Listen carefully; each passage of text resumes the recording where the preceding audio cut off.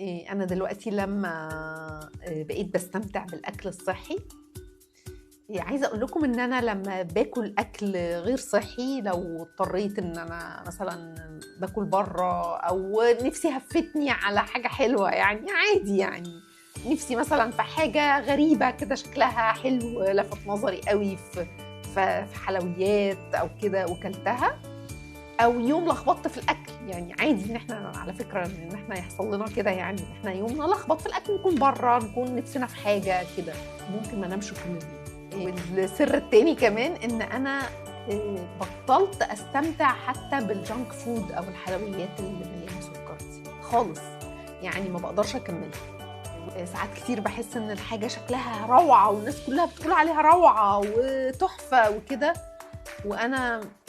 لأ، مش لاقياها كده خالص زي ما الناس بتقول. لمّا آكل حاجة حلوة من الحاجات الجاهزة دي أو الحاجات المليانة سُكّر أقول إيه ده الحاجة الحلوة اللي أنا باعملها في البيت بطريقة صحية أحلى بكتير جدًا، اللي هي يعني الحاجات اللي من وصفات زنبليطة فِيتا على فكرة يعني.